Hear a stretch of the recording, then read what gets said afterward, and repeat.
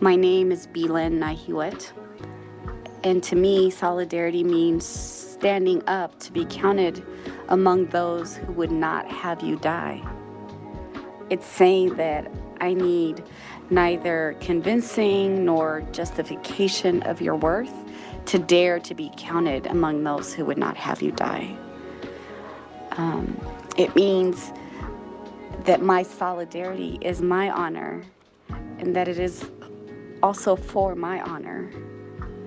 Solidarity means that the other's gains increase only as my privilege decreases, and that it is rightly so. You're listening to the Worldwide Underground. My name is Gabriel Teodros, and this is episode 3 of this experiment in podcasting. My last episode featured Derek Dizon. We had an extended conversation about grief as a gateway to liberation. And the episode before that had a ton of artists across all mediums and generations talking about what solidarity means for us as artists in this time. Today, my guest is an incredible poet, a therapist from right here in Seattle, Washington, by way of Tigray. Her name is BeeLyn Naihiwet, and you may have heard her on my latest LP, From the Ashes of Our Homes. My original idea for this podcast, for the first few episodes at least, were to do a deep dive into that album, From the Ashes of Our Homes, through the voices of all of the artists featured.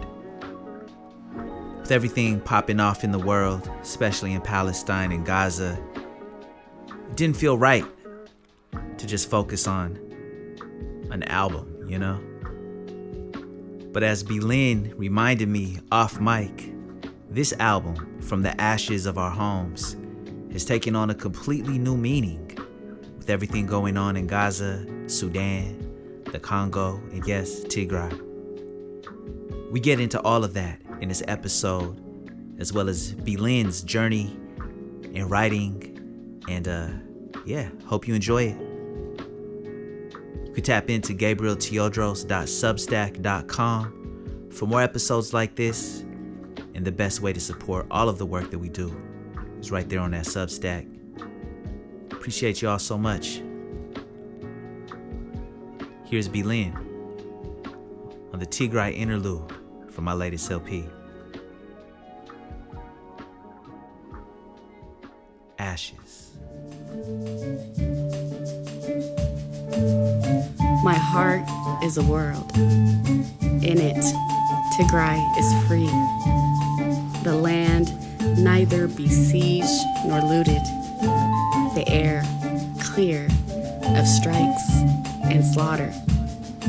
Our bodies no longer battlefields. Our love, the only thing burning.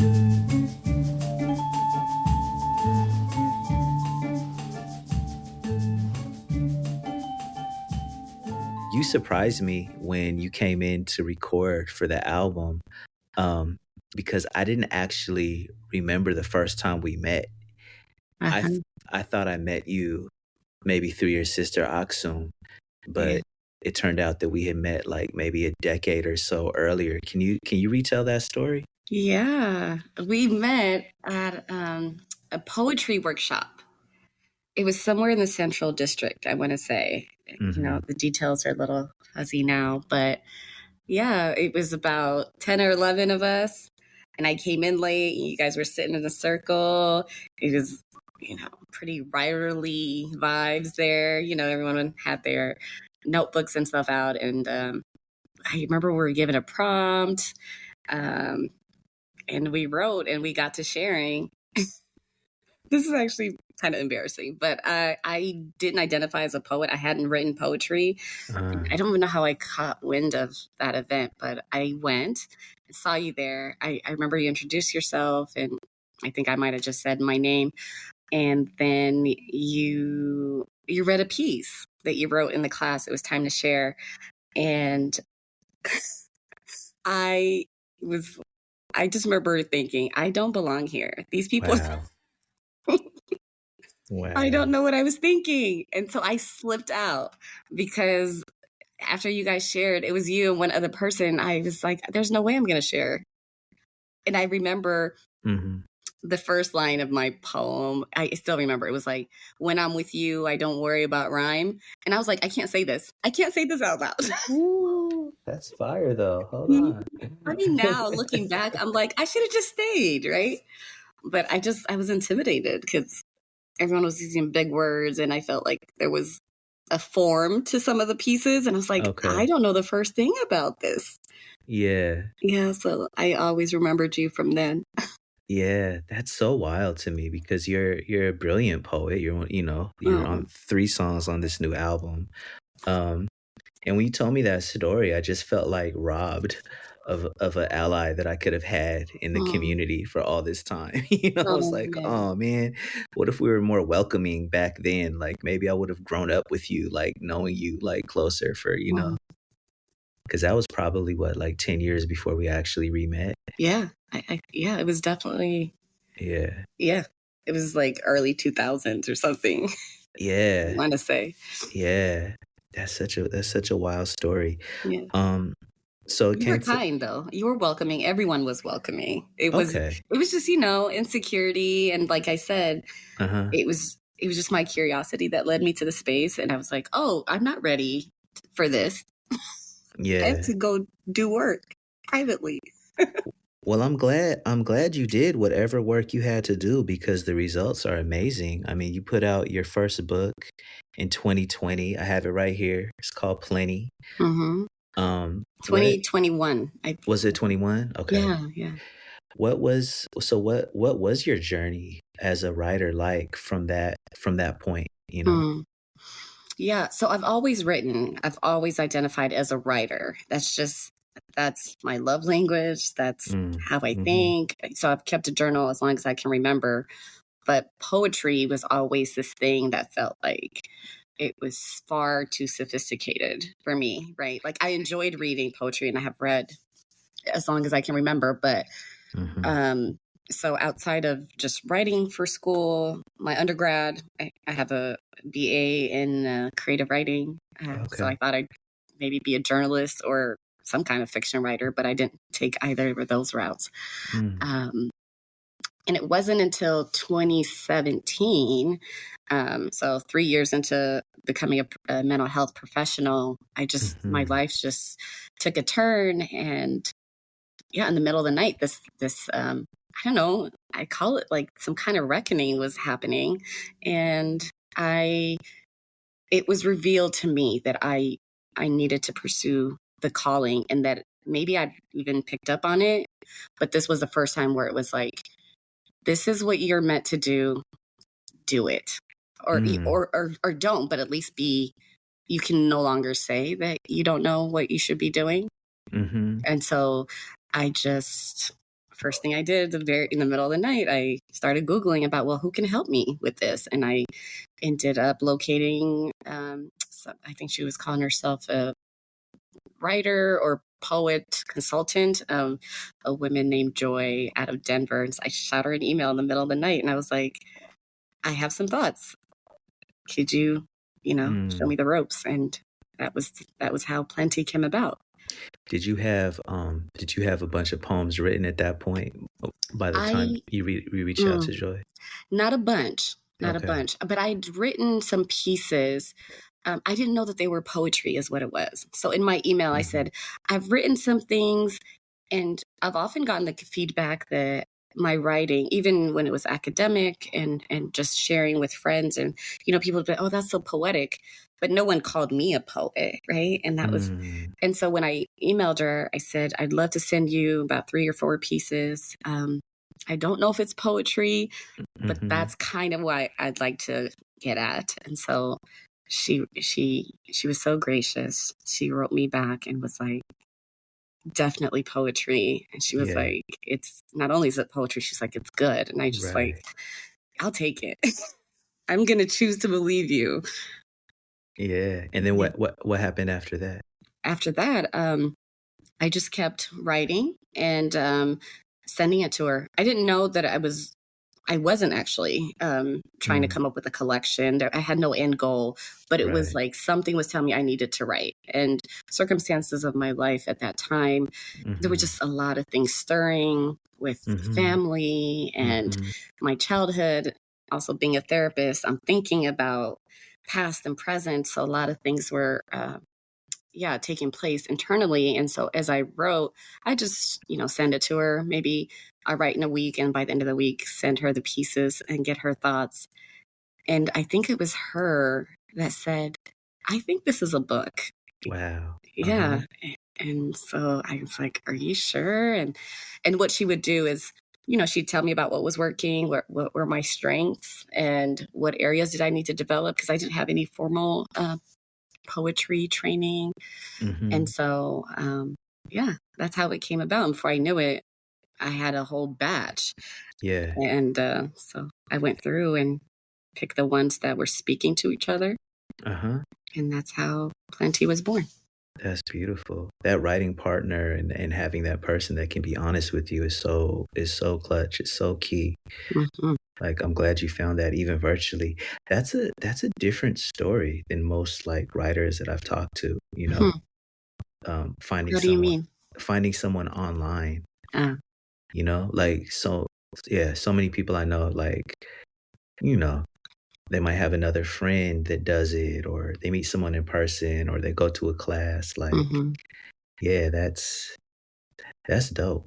And and I think it's great that you don't have any formal training, because when I read your poetry and when I hear your poetry, like in your voice on the album, things like that, like it's clear that it's your voice. Like, I don't get that you're trying to sound like anyone. Like, I can't read your book and pinpoint like, oh, these are your influences. You know what I mean? Like, it's you. It's honest. And I think I told you, like, reading your book is like, it's also like so personal. Like, I feel like I know stuff about your life that you probably wouldn't tell me, over coffee if we, hung out like 10 days in a row. I probably wouldn't know these things about you, but it's in your book. Yeah, that's true. Yeah. Who would you say are your influences in poetry? Oh my. I mean, there's so many, but Nikki Giovanni for sure, Lucille Clifton, Warson Shire. She's, I remember coming across her poetry early on. I wasn't even on, what was that app everyone started off at? It's not Tumblr. Yeah. Yeah, and I had a friend who had an account on there, and she would share, her poetry with me, and I'm like, oh wow, this resonates. So it was. I could only aspire, right? That's what I was thinking. And I still do. I mean, she's incredible. That makes sense. I feel like Warsan like influenced the whole generation. Easy. Yeah, especially, being that she was African and speaking to, I mean, even the details were different, with the Somali background. It resonated because so much about the immigrant experience, the refugee experience. And I thought, okay, I felt seen in that. Right. And so I know what it did for me. But yeah, Claudia Rankin, countless poets, really. I'm looking at a shelf now full of, and some that aren't, so well known. They might be people I came across on Instagram or something else, who are equally talented, but they don't have, the fame, but no less influential. Yeah, that makes sense. You pointed out that, Warsan is also East African. Like, it reminds me of like part of why I was so excited to see that you had published your first book. One, because I had already known you, I met you before, but also like, in that time that you met me, in the late 90s or early 2000s, whenever it was, in the Central District, like, in that time period, I had only met 2 other East African writers in my life, and there were none that I knew outside of Seattle either, That's why I'm like, I felt robbed, like, not knowing you, because each one of those relationships meant so much, because there were so few of us out here exploring our lives, with that craft, Right. And it's risky. There's Yeah. a reason for that. It's pretty Yeah. risky to, like you were saying about my book being personal, it's so countercultural, both as a Tigrayan and just being African and then just being Mm-hmm. Black. We don't really talk about what hurts, That's not right. publicly, and so, That's right. um, yeah. And then, And yeah. yeah, and it's so necessary. I mean, as you know, like Hmm. I feel like one of the things that keeps me writing, and one of the reasons I've always written is this thing about historical trauma, right? Like we carry so much of our parents' trauma and the trauma of being displaced. Hmm. And if we don't do anything to heal that trauma, like it plays out and the next generation has to deal with it, you know? And Hmm. yeah, that culture of secrecy, like I know in my family, like my parents don't talk about the dirt, you know? They don't talk about the 80s, you know, when everyone left in huge numbers. Like Hmm. it's just something not spoken about in our house. But they all carry scars, Hmm. you know, even the ones that because my mom left early, like even the scars of like not being there, you know, the survivor's guilt, like that doesn't even get talked about. I know it's there, you know? Hmm. Oh, Yeah. definitely. Yeah. To add to that, the Hmm. culture of secrecy, I think I would even say it's a culture of shame. Yes, You very know? much so. I think Yeah. we get it from a lot of places too. I think religion is a big part of Oh, it, yeah. you know? Hmm. Yeah. Say more though about the culture of shame. Well, just both like explicitly, you're shamed for showing the ways that you're a human, which is like less than, Hmm. presenting with anything less than like, I'm fine, I'm great, life is good, that narrative. But also like we we tend to be shamed or feel shame around, I'm lost, like I don't belong, I am struggling to figure things out, just like the basics. um I think, and then add to that there is all the things that are associated with war and just general trauma, being a Yeah. young girl, what it means to be a woman, a young girl in the world, and all the things around that kind of, um that is just taboo. It doesn't even cut it. Like it's the thing that's like it's located in the individual, and it's like it must not see the light of day, and that never Hmm. sat well with me. It never does. And so Hmm.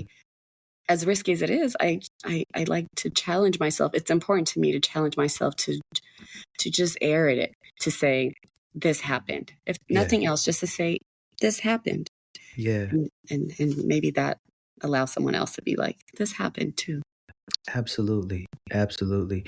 And I think sometimes we don't get past our secrets, you know, as long as it's a secret, you know. Mm, They become these walls, they become these blocks that like really like they hold us in, you know. So yeah, naming the thing is a way to find a way to overcome it, but you have to name it first, right? Like you're right. on some James Baldwin, you know.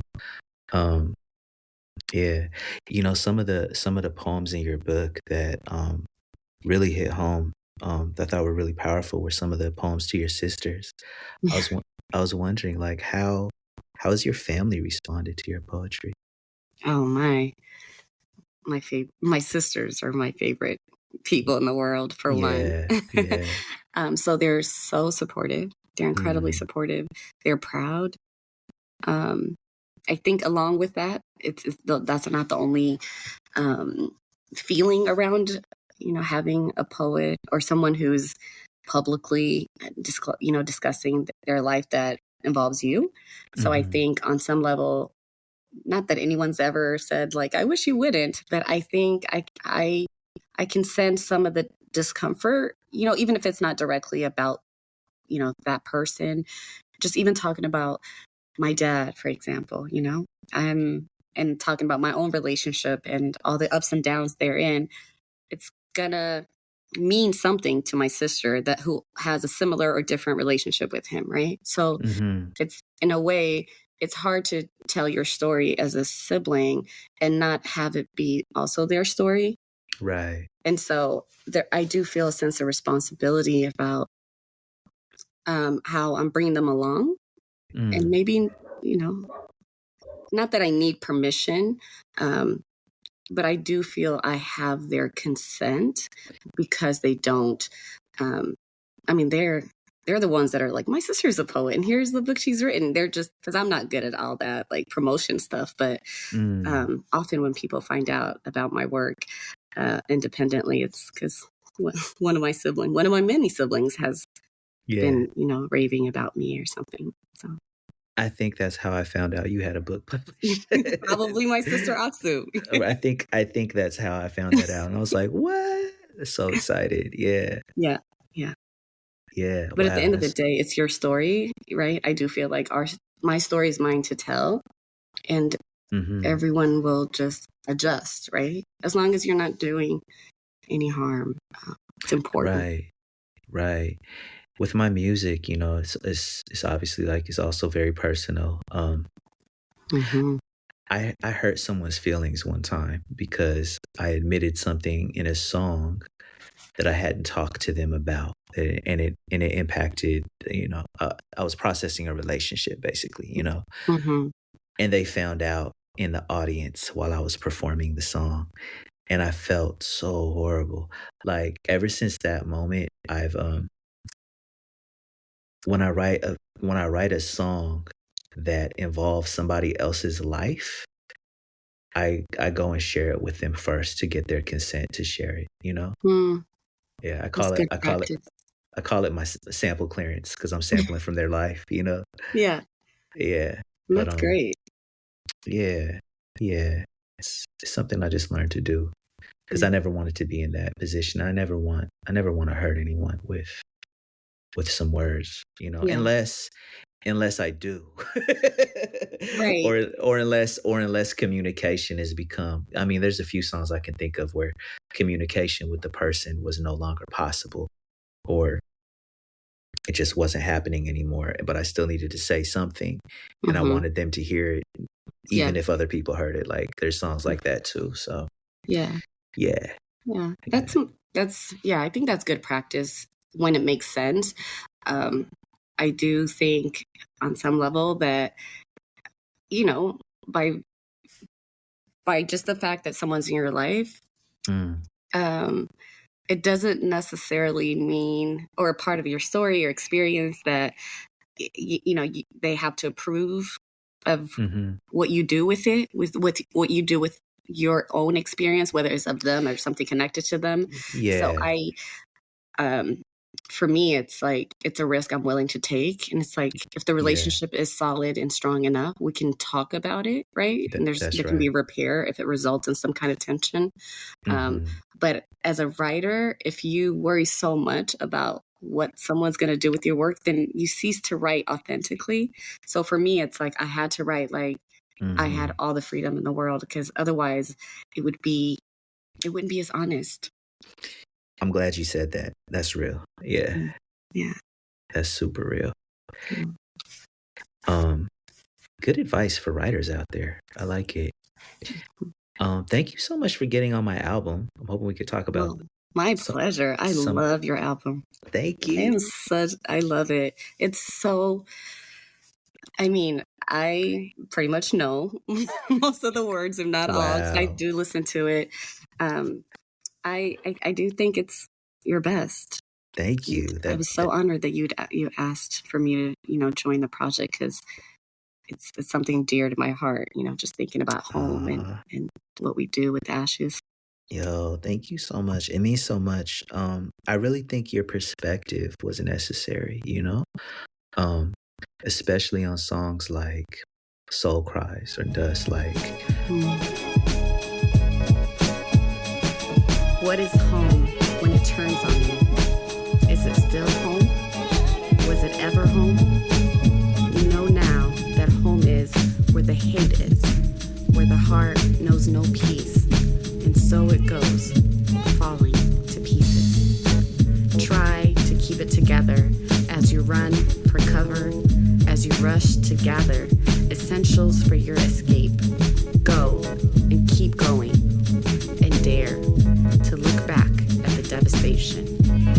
Be still and remember that dust is the source of life. last 3 years of what's been happening in Ethiopia and in Tigray specifically, it's Mm-hmm. just been, I mean, as you know, like it's just been so devastating. It's forever altered the way that I think of home. Mm-hmm. Um, and it's something that I find I have a hard time talking about publicly because mm, I am mostly in mixed company, if you know what I mean. Mm-hmm. I It's do. is it's very rare that I'm like in like Ethiopian spaces to where I can have like Ethiopian conversations about things that we need to work on as a community, you know? Mm-hmm. Um, for most of the last 3 years, I was on KXP and a majority of my listeners were white, you know? And I opted to just not talking about Ethiopia at all, then giving them like a piece of a story that I didn't even really fully understand, you know? Mm-hmm. And yeah, I say that to say that yeah, I'm still learning. I think I made a lot of mistakes. I think I admit to my naivete, especially on Soul Cries. Even in times of peace, it was lies. Under the surface, some tribes were denied. I always knew we had a sense of false pride, but the stolen land and the lost lives were something new to me. I used to see the country beautifully, but never truthfully. Youthful and free, you could say naive, child of the East, raised in the West. They only tell you about the best and leave out the rest. Who got sacrificed, who got left, and who's still suffering yet. Lake kind of sunsets where my soul cries. I grew up not knowing about different ethnic groups and different things that different ethnic groups were going through in Ethiopia. Like my idea of Ethiopia was through very like rose-colored glasses, you know?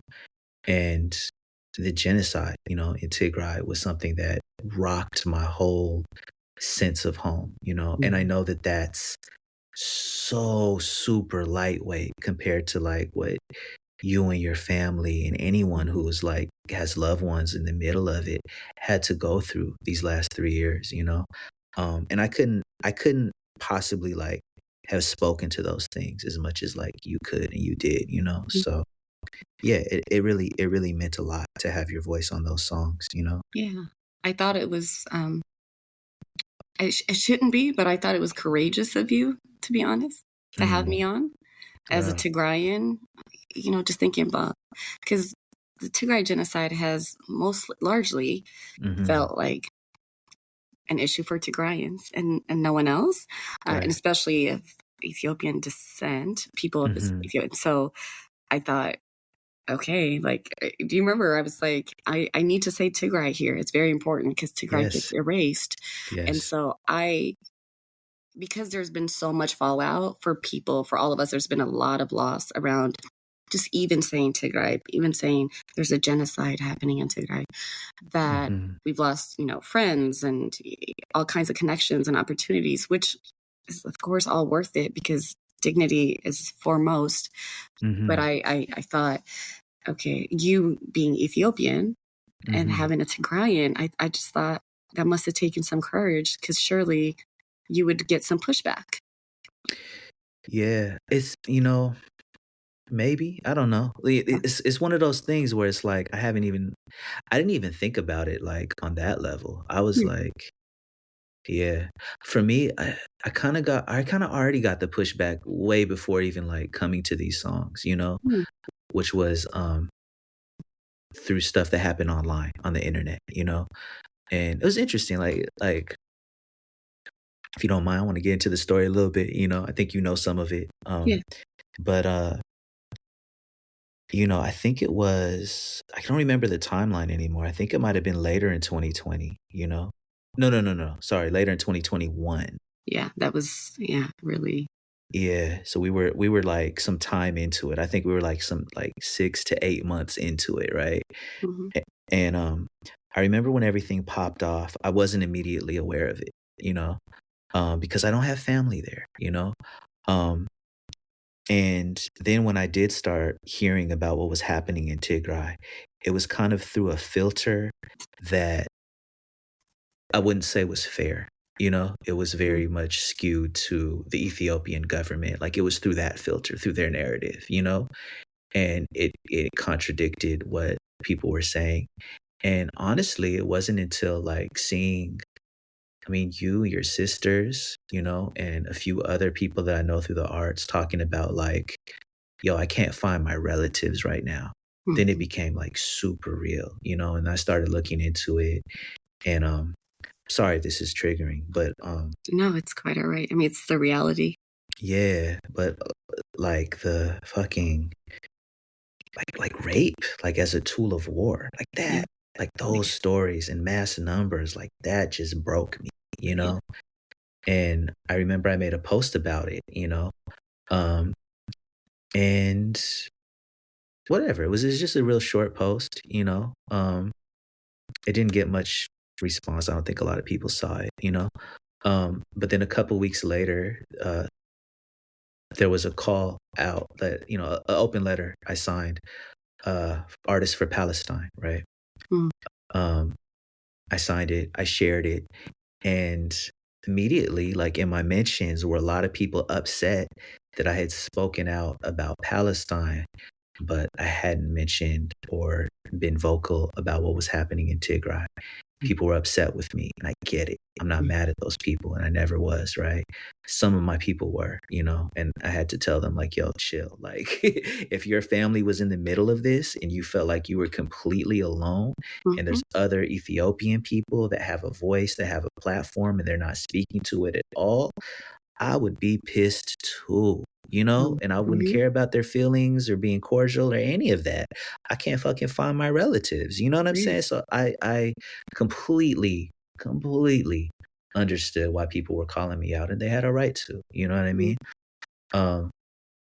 So after that happened, I made a longer post, both about like, yeah, shit is real. You're right. We should be speaking out more.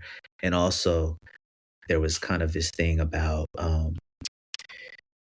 comparing what was happening in Tigray to what was happening in Palestine for 75 years, you know.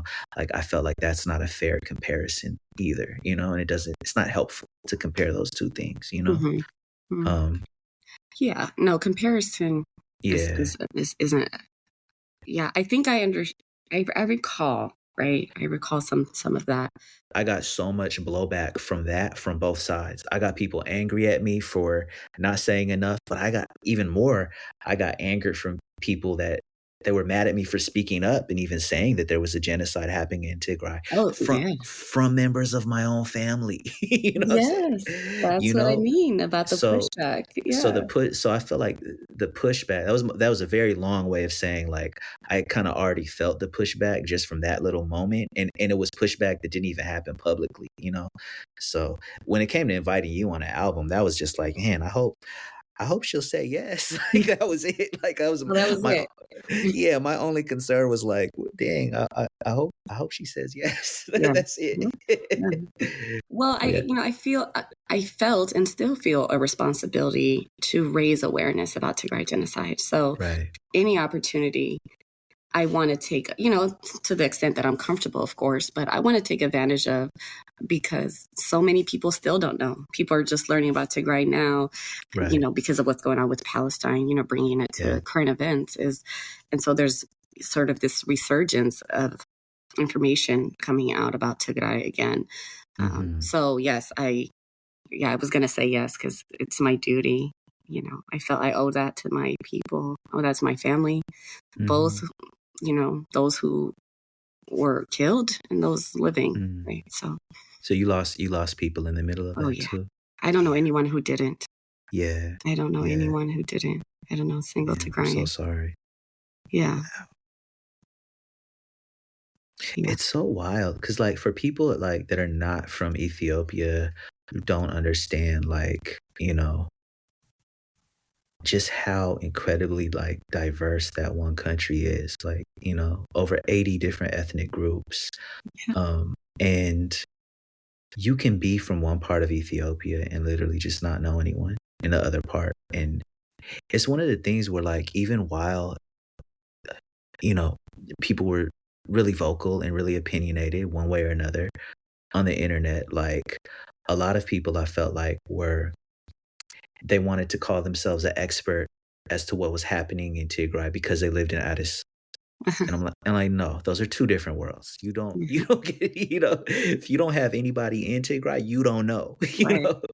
Right. And there were people that didn't even know that in Addis, there were like mass arrests and, of Tigrayans and put in constant, like it's all that was also taking place. But if it isn't happening to you, or if there isn't a curiosity about that, it's easy to believe what you read on the newspapers or the media in Addis. So some of that is ignorance. And some of it is willful ignorance, right? Yeah.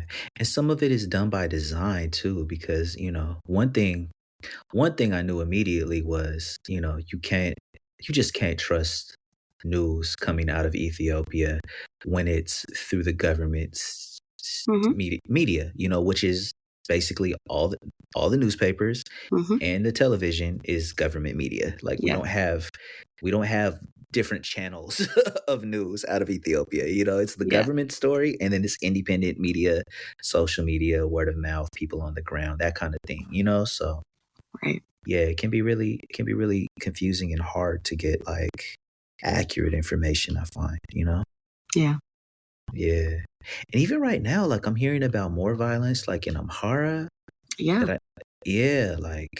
Which is, Ethiopia does not need another war. Whatever it is over, whether it's land or sea, or it's always the people who pay. And I think, who are these people making calls for war? Like, it's more than a cliche to say no to war. Like, we should all just be anti-war. Absolutely. Right? Like, because who does that serve? What did the 3 years of Tigray genocide, what was the point of that? What was gained? Seems like there was only loss. I agree completely. I don't know about you, but it's hard for me to even fathom or think about going back now. And it's wild to me seeing like friends of mine just go back like nothing, like everything's peachy keen, People were doing that during the genocide. Yeah, going to like just to visit, like holiday, like like like everything's fine here. Look at this video. It's like, yeah, but where are you? Yeah, these different realities, Yeah. Yeah. What are your thoughts about going back now? I'm not ready. Yeah. That's what it is. I want to go back. Definitely want my daughter to know where she's from. Yeah.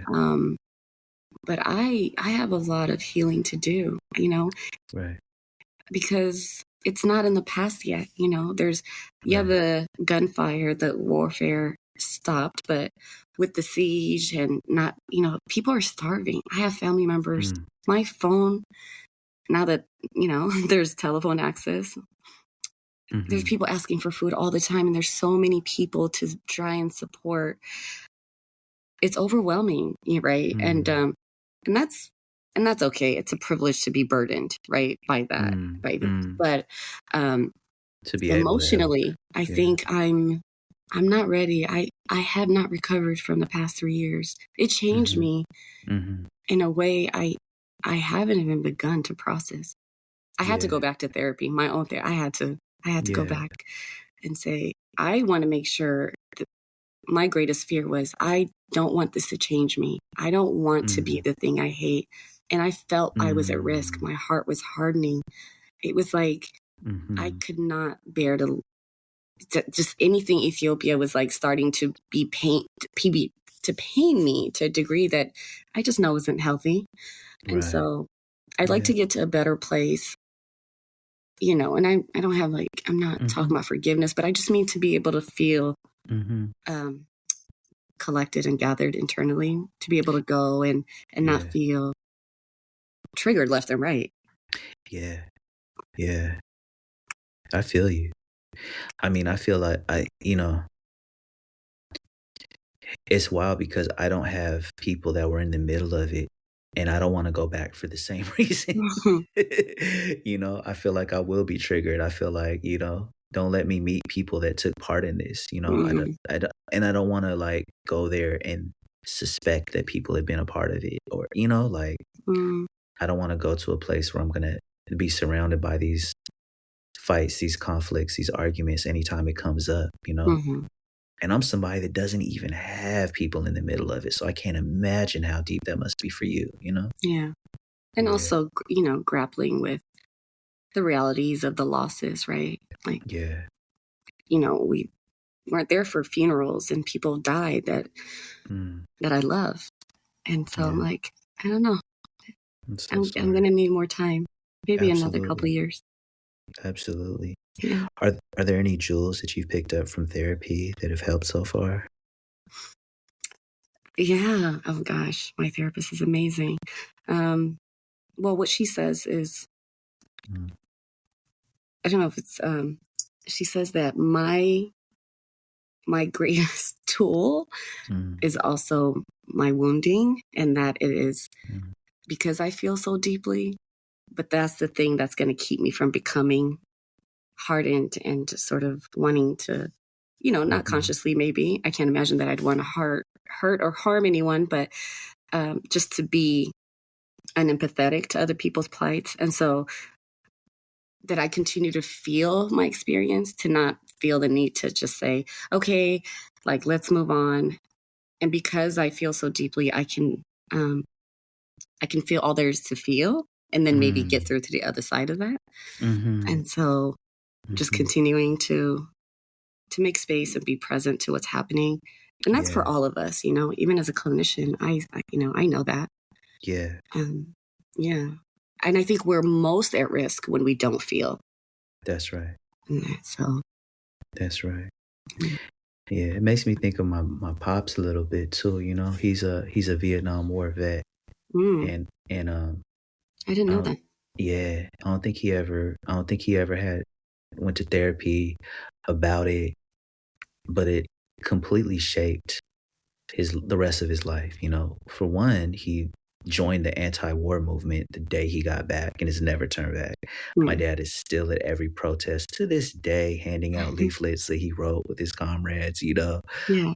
But the other side of it is, you know, my dad isn't really able to communicate with people on a heart level, you know.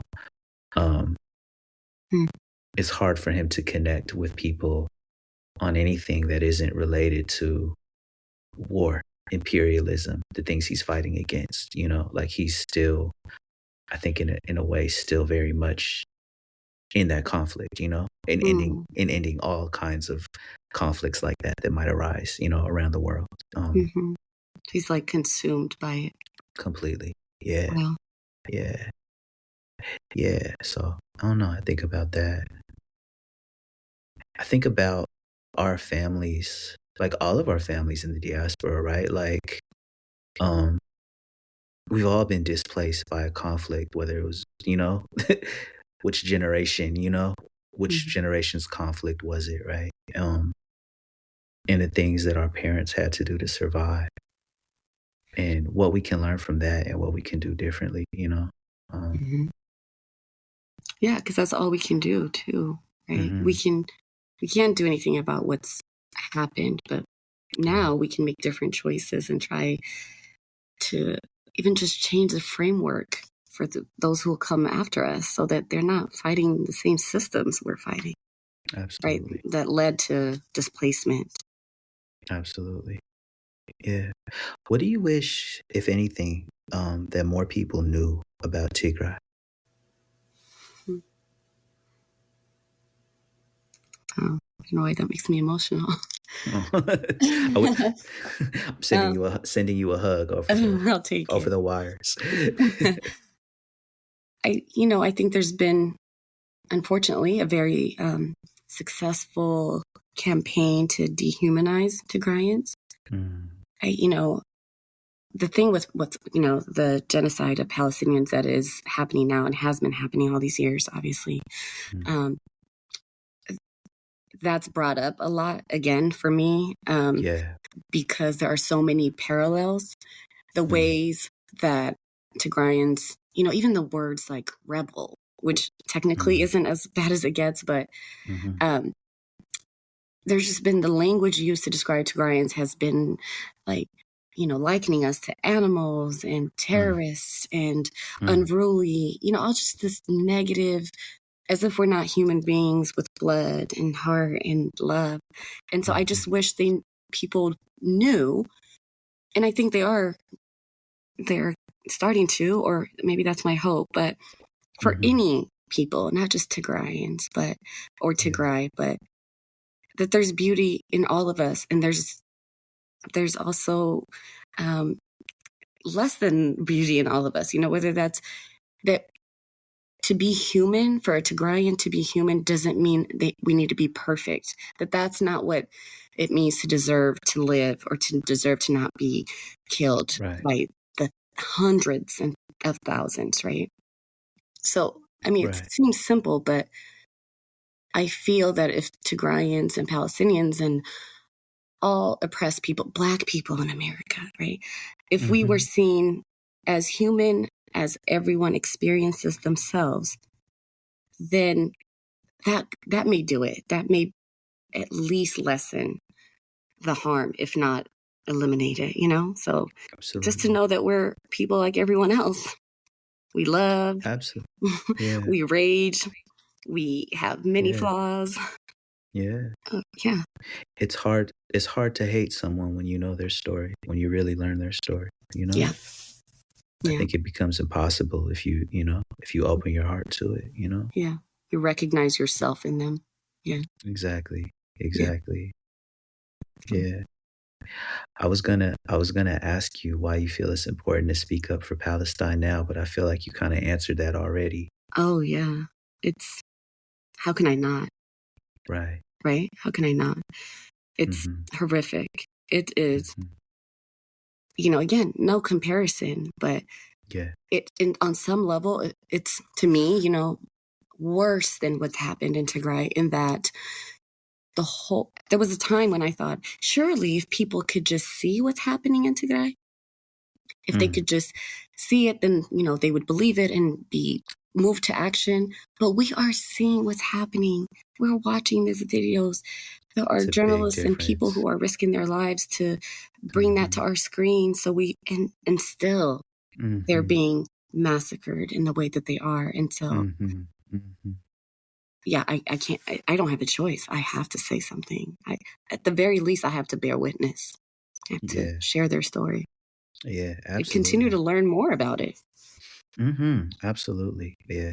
You're right about the videos and the social media, the on the ground reporting. Like that was something that we didn't really see from Tigray. No. At least I didn't. It wasn't coming across my feeds. I would have loved to. I mean, we knew because we were hearing about it, but what it means, like, it was Tigrayans who were just saying that things were happening and everything was being disputed, but there's no disputing live footage. Right. I mean, Yeah. I wanted to have this conversation with you at this time because of those connections, and also like, it is interesting, like seeing everything that's happening in Gaza and in Palestine right now. It is kind of like people are like, wait a minute, there's other genocides happening in the world right now. Like I'm seeing more people speak about Congo, I'm seeing more people in Sudan. Yeah, exactly. And to be honest, I was late to even learning about what was happening in Sudan, to be really real with you, like I'm still learning about that one. I'm thinking about the interconnectedness of our struggles, and the similarities, the differences, and just how we can support each other, With Palestine, I think I said this to you in the studio. With Palestine, it feels urgent in a different way because it's very clear to me how the United States are the ones that are paying for these bombs, like the US could pull the plug. The US is the ones that, they send more aid to Israel than any other country, I think the last number I heard was 75% of Israel's military is funded by the United States. So that one is like, yeah, if we pay taxes here, we're complicit in this genocide. So, and I've known that for like 20 years. So I feel like it's just, Yeah. It's just a no-brainer. Like we need to do what we can to stop this one. Yeah. When it comes And I to hope the Tigray, momentum continues. yeah. When it Right. comes to Tigray and Sudan and Congo, like I don't know what to do in these cases. You know, like. Sorry, What do are you gonna say? mean with Palestine? What is it doing that you feel you can do? Yeah, I know that we're in like as a citizen, right, of the United States, I know that we're like in the belly of the beast kind of when it comes to like I don't know who's funding things in Sudan, in Congo, even in Tigray. Like I don't know. Like I feel less empowered to do something. Like I could raise my voice and I do, but like I don't know. Well, can I add to that a little bit? Yeah, of course. The US is definitely nothing happens, I feel, and I'm sure, without the US this is approval. So if there's a genocide, if there's anything happening anywhere in the world, my perspective is that if the US wanted to intervene, they would intervene. And unfortunately, Tigray was in a place where they wanted to intervene. And there's reasons for that, right? Because Ethiopia's resources and whatever else, there's that self-interest that they were advancing. And so they didn't even want to call it a genocide. I mean, and so same with what's going on with Palestine and what we're learning about the Congo and Sudan, where they stand to benefit, where I guess we should say we, because we're in the US, but where the US stands to benefit, then they're going to put their money towards the person that's going to preserve that for them, right? And so as the most powerful nation, if that's, still the case, that it's safe to say that when you don't know, it's probably the U.S. has got its hand in it, to be honest. Somehow, some way, right? Some way. They're funding someone who's funding someone who's funding someone. Yeah, no, that's real. And they might be arming the people that are doing the thing, Yeah. And there are other countries too. Obviously, it's not the Turkey, and there were so many people who were supplying drones to the Ethiopian army to carry out what was happening in Tigray, right? So it's all about their self-interest, and so we just do a little digging. It's not follow the money, as my friend says. Yeah. I wish the outcry, it's like, it feels like when it's African lives, the outcry isn't the same, And that's something we as Africans, African descendants, we need to really wrestle with, right? We're ourselves, and also maybe find a way to make it felt. Yeah. Right. Yeah. Because it doesn't garner as much attention. Nowhere near. And while it's not good to compare, it's very important to observe. Yeah. To discern. And I think those connections are super important, Like I'm glad people are connecting these stories now. They're connecting it all, Not everyone, but some people are. More people are now than they were like 6 months ago, Yeah. Yeah. Wow. Yeah, that's a lot. Yeah. Love to you. Love to your family. Yeah. Thank you. Yeah, love to you and yours. Thank you. I know you gotta go pick up a child soon. Yeah. I was hoping we could end on a hopeful note, if there is one. Yeah, what do you hope people get from your work? Just going back to your poetry. What do I hope they get from my work? I hope they encounter truth that they recognize. I think that's all I want is to, because I write with that same hope for myself. Like when I'm sitting and I'm trying to write something, I'm hoping to get at something I sense, but maybe it eludes me. And so I don't feel like a piece is complete until I have something of a revelation, whether I'm writing about a fight with my sister or whether I'm writing about Tigray or, police brutality in the U.S. I just think truth has become so hard to find, so hard to recognize that I'm hoping that if I can be as truthful as possible in my writing, that truth will then reveal itself. Mm-hmm. And not for any specific impact, just for having, like, being clear about what's true. Yeah. Because so much these days, it's hard to discern. Mm-hmm. It's like, so, yeah, that I think is my hope, that someone can recognize and say, this feels really true. This is coming from a real place. Yeah. And I think I know this feeling. I think I know this struggle. Yeah. That's real. That's real. Thank you. Thank you for your truth. Thank you for being real. You know, it comes across on the page, in person, in your voice, in all the ways, you know. Oh, you're sweet. I really appreciate you. I'm so glad that we have gotten to know each other better and sort of journey in this way. Yeah, I cherish your friendship. Thank you. Yo, likewise. Let me know when you want to do the audio book or whatever. Oh yeah, you know? I have plans. I owe you some recording. Let's go. You got it. You'll be hearing from me. All right. Thanks, Gabe. Thanks for having me. I want to thank my friend BeeLyn Naihiwet for being so generous with her time, her stories, her voice, not just on this podcast, but also on the album From the Ashes of Our Homes. Be sure to follow her on Instagram @Naihiwet and support that book, Plenty. It's available right now via her website, naihiwet.com. You're listening to the Worldwide Underground. My name is Gabriel Teodros. The best way to support the work we're doing here is at gabrielteodros.substack.com.